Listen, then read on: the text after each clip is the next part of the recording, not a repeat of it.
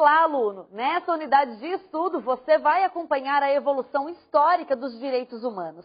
Fique atento à aula do professor Frederico Afonso e tenha um excelente aprendizado. Vamos bater um papo, então, agora sobre a famosa evolução histórica dos direitos humanos. Você não pode perder o foco. É exame de ordem de uma prova que inexiste até o momento. Então, qual é a referência? A grande obra que trata disso é a obra do professor Fábio Conder Comparato, a afirmação histórica dos direitos humanos. Mas essa ideia sempre de direito natural, a gente vai caminhar sempre por uma base filosófica e sociológica. Entendo que a gente vai acabar se distanciando da realidade da nossa prova. Tem um livro, tem vários livros, mas tem um livro especificamente aqui no Brasil, me foge infelizmente agora o nome do autor, tem dois, ele fala Direitos Humanos e Direitos Humanos no Brasil, muito legal o livro, mas muito distante da sua realidade. Ele traz lá, por exemplo, como a evolução no Brasil, música, eu lembro lá que ele põe a música do Geraldo Vandré, ele põe Casa e Senzala, a obra, referenciando aquela realidade momentânea. Então, são coisas muito distantes. Alguns aqui vão, sei lá, para Rousseau, Locke. Vamos assentar e vamos ver qual é a realidade. Alguns gostam de apontar o início da organização com o Código de Hammurabi em 1690 a.C. Não me lembro de perguntas recentes neste sentido. Seria uma evolução longe de uma praticidade. Não é o caso. Existem, então, relatos. Outros gostam de mostrar, por exemplo, a parte de Buda. Saio dessa área extremamente ocidental e vou para a parte oriental. Vai falar, tá, e o que Buda tem a ver? Buda pregava a igualdade entre os seres humanos. Então, já era uma filosofia de direitos humanos. Outros gostam, por exemplo, de demonstrar um sistema organizado, uma normatização já um pouco mais evoluída com a lei das 12 tábuas. Sabe o melhor juízo aí? Acho que é 451 a.C. Passa pela Antígona, que nós já batemos um papo em outra unidade temática, ao falar justamente da dignidade da pessoa humana. Então, a Antígona, ela é de 441 a.C. Outros já vão para uma era uma era cristã, e gostam de falar sempre dela.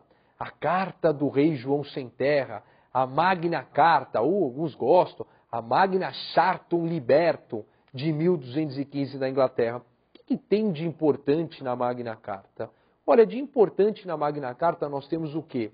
Como ela limitava o poder do rei João Sem Terra, ela traz aqui a ideia de uma expressão marcante.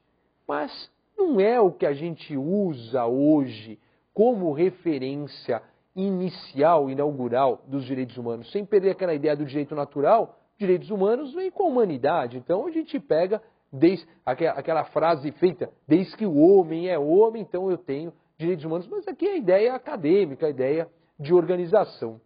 Um polo muito forte na Europa é o Reino Unido. A gente fala sempre Inglaterra, mas é a Grã-Bretanha. Ali saíram documentos, foram produzidos documentos no século XVII, no século XVIII, que chamaram muito a atenção. Eu só vou elencar. Não são tratados como uma verdadeira referência inaugural, mas como documentos de suma importância.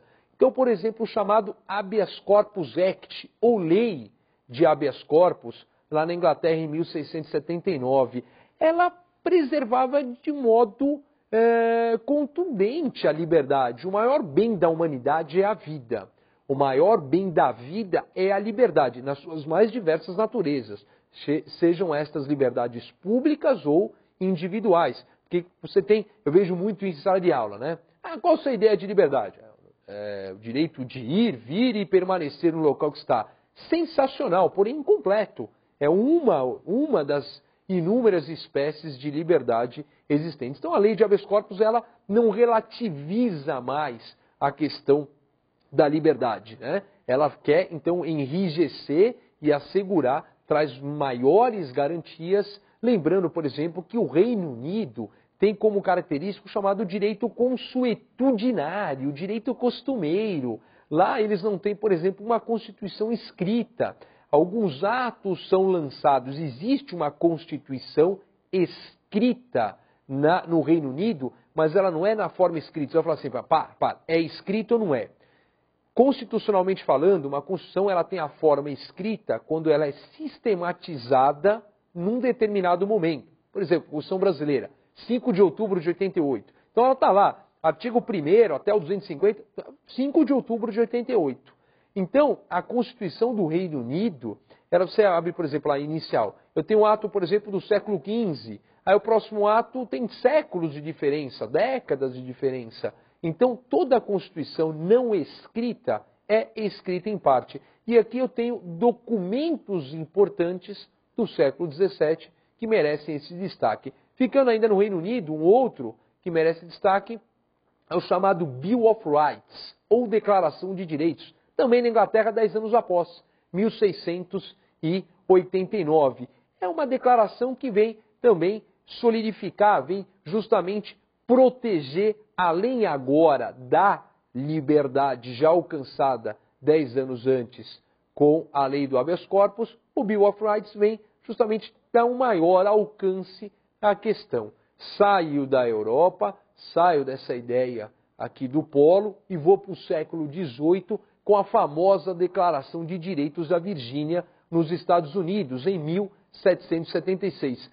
São documentos importantes, efetivamente. Eu teria, por exemplo, em 1787, a Constituição norte-americana. A forma como foi a colonização inglesa e o rompimento das 13 colônias também gostam de chamar a atenção. A gente não faz muita comparação entre a Constituição norte-americana e a Constituição brasileira. A Constituição norte-americana ela é sintética, 27 artigos, é a mesma desde 1787 até hoje. Eles têm, pelo menos tinha, né, uma coisa que vai mudando, apenas 27 emendas.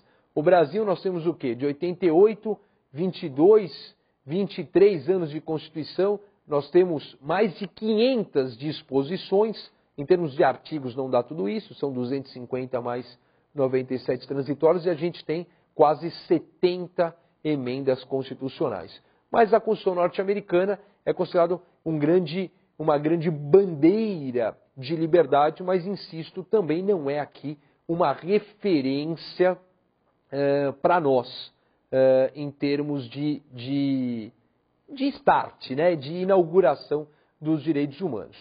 Agora nós vamos ver um determinado momento histórico que muitos apontam como uma referência.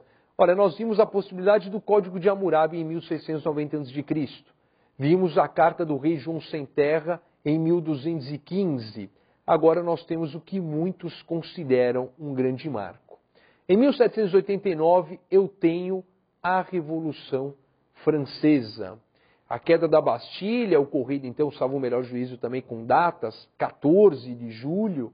O que ela faz para ser efetivamente um grande marco aqui na nossa evolução histórica? Bom, é atribuído à Revolução Francesa a famosa tríade: liberdade, igualdade e fraternidade.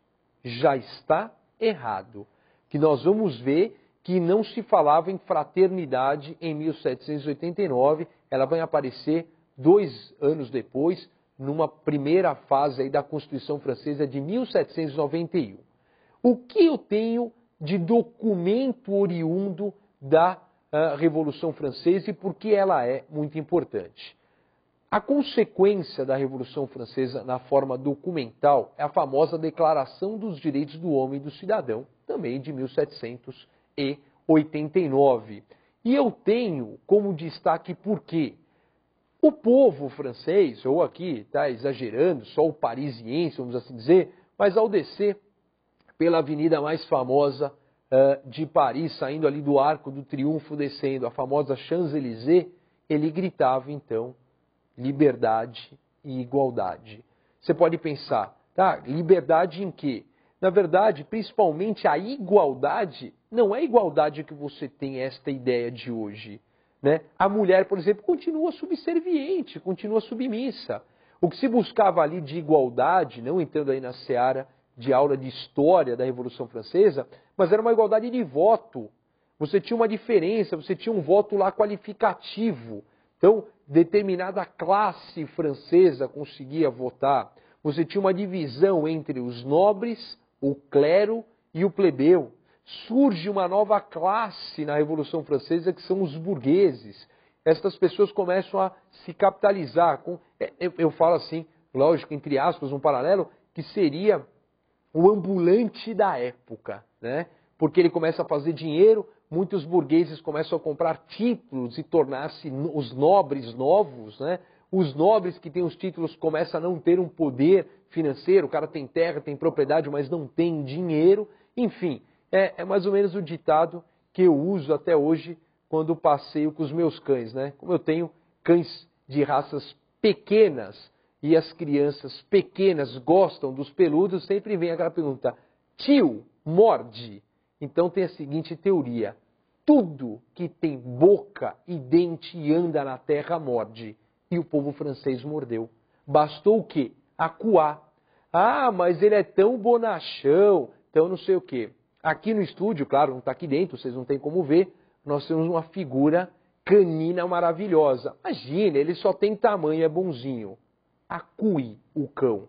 Deixa o acuado e você vai ver para que serve os seus dentes. E os dentes do francês veio à tona. Então acabou rompendo, né, um paradigma, rompendo uma situação local e por causa disso muitos atribuem a evolução inaugural, né, dos direitos humanos como a França. A França é considerada o berço dos direitos humanos. Mas cuidado, hein?